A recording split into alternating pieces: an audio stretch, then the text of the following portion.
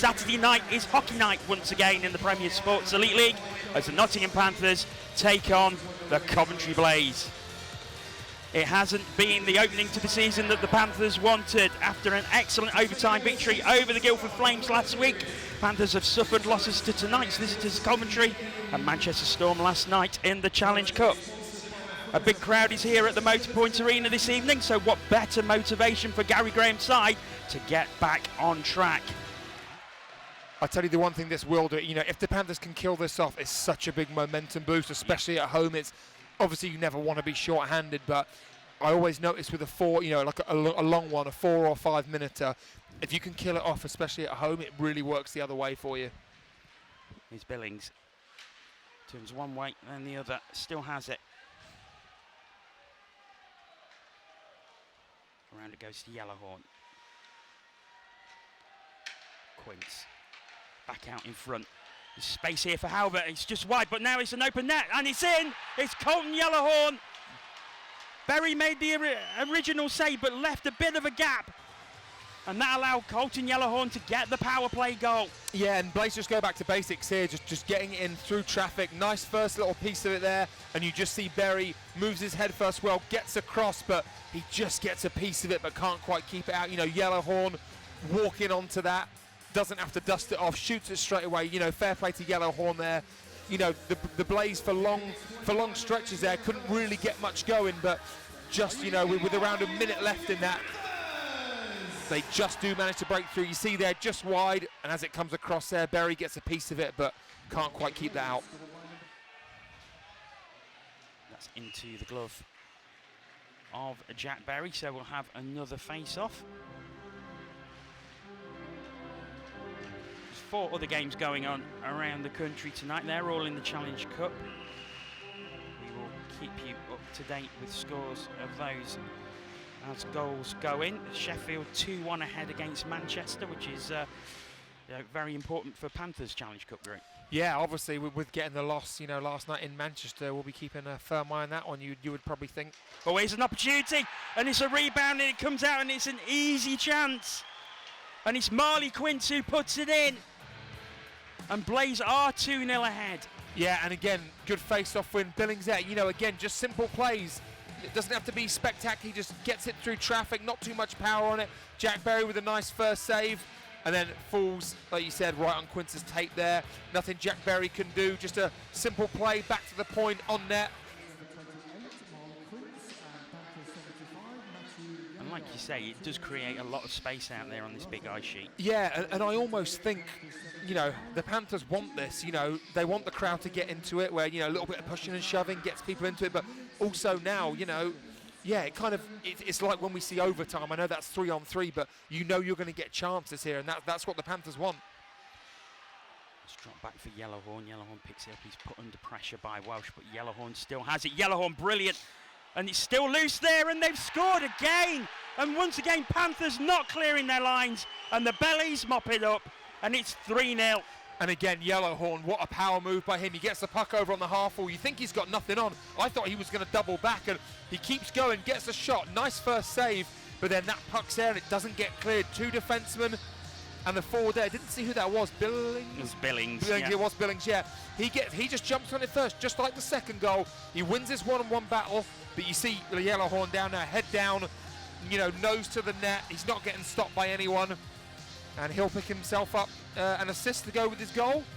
Does well though. Blaze coming again. Curran in space. Curran gets it now. Comes back, fired in. Oh, now. Oh. He says no. I think that may go to review once the play stops. I didn't hear a noise of a post, but it definitely shot straight back out, which makes me think post, but the whistle goes. I think there's too many men for the Panthers. So what will happen now? Will they automatically review this, or will? Well, they're having a chat. Let's have a look on the replay. I think from the angle it came out, it was post. Yeah, post. Yeah, post. Yes. Yeah, definitely post. Yeah.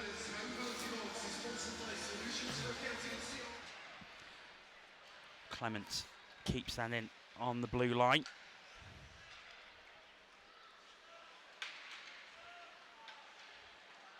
It's Vesely. And again. It's right out in front and it's there. It's another power play goal for the Coventry Blaze. And this time it's Mitch Cook who finds the net. And I think we might see, just looking over Alex Dubois there, certainly not, no movement there. Certainly not Jack Berry's fault, but I thought I'd see a bit of movement. But again, it's the patience from the Blaze. They work it down low, wait for their chance. You know, they're not just getting it and shooting it and hoping. It's work it down low, move in a bit. You know, there's no lane, pause, boom, he's wide open. And again, you know, good offensive players find those gaps. Here's Billings. Yeah. Puts it into the corner, sorry. Yeah, no, I was going to say, you know, in hockey you hear a lot about, you know, coaches always say winning the battles in front of both nets. So defensively, your net. Here's Hammond. And the corner, oh, that was off the crossbar. Best chance of the night for the Panthers. Great speed as well. Hammond there, you know what he can do, dishing that puck wide. And then Walichka, who's, you know, he's got a couple of goals already. That's chipped into the corner. Barry will field that behind his net. He's going to be put under pressure. And now it was an open net for a second. Barry did well to get back. As Kakali puts in. Oh, that's off the bar as well. Both ends here, a bar within a minute of each other. Welsh in there as well. Now Gagnon has it. Gagnon decides to skate with it. But he went a bit too far forward as Ferrara took it in. That will be offside. And we will have the second period power break as Gagnon gets into a bit of a shoving match. Obviously trying to get something going, try and get a spark into the team. Yeah, exactly. You know, that's obviously one of Gags' main roles here, as well as being, you know, a steady defenseman. He's a big tough guy, probably the toughest guy in the league. And Gagnon there shouting at his teammates. He's really upset. He's broken his stick. And I think Matthew Gagnon is taking his frustration out on his teammates there. Looking for Johnston. Johnston's going to chase this into the corner. Goes back, nice lead, bit of space here, but it runs off the stick, and now the Blaze have a 2-on-1 break. Here's Forbes. Alex Forbes fires himself and fires wide. And now Panthers come the other way. Here's Johnston. Needs someone with him. Good defence by the Blaze there. And I suppose that's the thing. If Panthers want to get back into this game, they've got to open it up. Yeah, I think so. And, you know, I'm sure Danny Stewart will be thinking there when that D-man pinch, like, oh, you know, we don't really need that. You know, obviously they get the chance on the 2-on-1. They're obviously going to go for it. Oh, nice play. Oh, that's a great play by Yellowhorn, and it's a fifth for the Blaze. And the boos ring out. Yeah, and again there, Yellowhorn, just a delicate sauce pass through there. And, you know, Berry, again, like the first goal, gets a piece of it, but just can't quite keep that out. And you see Yellowhorn slow the play down, feather that pass through. And I think we'll see Alex Dubois coming into this game now. Here's Jack Berry. Heads to the bench, and Dubois will take over in the net.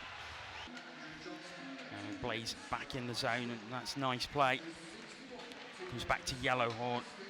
Yellowhorn again, he's orchestrating everything on these Blaze power play opportunities. Is Colton Yellowhorn. And there he is again. Gets it into the corner, goes back to him now.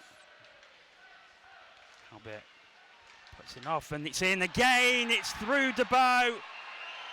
And the Blaze are 6-0 ahead. And it's another power play goal.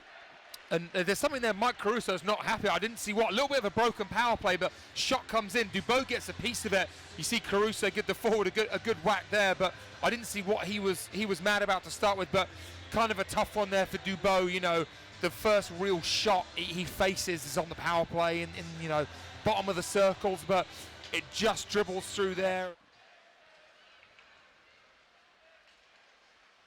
Under pressure by Brady, but it's just handed off, and Brady.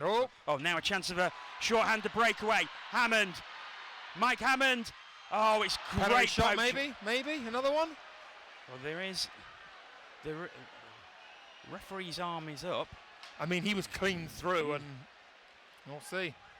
You see what is given. You see the referee, so he is giving the penalty for a hook, and it looks like he's giving the penalty shot as well. Is he? It'll be interesting. Nobody's heading to the box, which is interesting. Or maybe he's saying that's what it's for. But I mean, it'll be interesting here because obviously we just found out you get to choose who takes it now. Yes, but big thank you to Blaze commentator Stewart Coles, who messaged me in the first interval when we was having a bit of confusion with the Blaze Panther shot that anybody can take it now. I mean, I don't think you can pick anybody better than Mike Hammond, though, so I don't think there's any doubt he's taking this regardless. So, Hammond against Hulser. Hammond goes in, and he gets it. Panthers on the board, and Mike Hammond does get a goal, and Panthers won't be shut out in their own building. I was actually surprised that went in. The reason was I thought Hulser did a great job. If you watch here, he's really far out. And he mirrors him perfectly. When Hammond comes to his right here, there's nothing to shoot at, and I think he was going to run out of room, but he just keeps going, and eventually he does find that gap. Kelsall picks it up, looking for Hopkins. And there is the buzzer. Boos ring out. Well, I think the positive we can say is at least Panthers weren't shut out in their own building, but you can't take anything away from the Coventry Blaze, and it is Mike Hammond who is man of the match for the Panthers, and I think that is absolutely the right decision. With Panthers head coach Gary Graham, Gary, how do you sum up that performance? Well, I knew it was going to be a tough matchup for us, obviously. Playing last night, on the road and then coming back and in this turnaround and, having a fresh Coventry team that is young and hungry, it was going to be a tough matchup for us. And obviously it was. It's just right now it's very hard for our club to get anything going right now because we don't have an identity. During exhibition, I thought we were pretty good defensively. We had trouble scoring. We've worked on trying to score a lot in a couple weeks now. Defensively, we're bad. We're having a hard time finding what works for our group right now. What do you think is the cause of those issues? Well, we got too many guys not going. I mean, at the end of the day, systems, X's and O's, that all goes out the window. You need guys going. I mean, you need guys performing at a high level. And I don't see it from a lot of guys in our group. And I said it last night, and I'll say it again. And, it's for whatever reason, it is. Some guys start slower, but, we just have too many guys, and trying to find guys to get going has been our biggest issue. With Blaze head coach Danny Stewart, and Danny, you must be absolutely delighted with that performance. Yeah, it was, obviously the result was great and the performance was good as well. I thought first period was one of the better periods that, in terms of execution and energy and that I've seen in a long time. And, I felt we really closed them down and created a lot of secondary chances offensively through that. And our forecheck was good, just all the way around, and obviously finish as well. Going into the break 3-0 up, and then I think our second was just okay, but we were fortunate to get a couple goals there that squeaked through their goalie, and then third, a little unfortunate we took our foot off the gas maybe a little bit. You don't like to see that, and then you absorb some pressure, and then take a couple penalties. Your guys got to play extra minutes, killing penalties, but all in all, good performance, and more importantly, the result. What's the key to your performances at the minute? Because that's 3 wins out of 3 now. You've had a very, very good start to the season. I think just obviously team defense has been good, really good, and obviously timely scoring, and our special teams have done a good job when we've had to use them, and just a combination of things right up and down the lineup. Our forwards have done a good job, retaining possession. We've had a lot of zone time, hunting pucks on the forecheck, and our D have been great on the back. Like I said, great through the neutral zone, killing plays and being right up on guys in good gaps, and then when we have given something up, Pav's been right there to stop pucks. So all the way through the lineup, it's been a good start. It seems a very balanced team you've got this season. Yeah, I think in the summer we pinpointed that we wanted to be a little bit heavier and a little bit more 200-foot team. Rather than maybe dynamic offensively or whatever the case may be. So we certainly got bigger, a little bit heavier, and I think we got some guys that play better off the puck, which I think allows you to play with the puck a lot more often.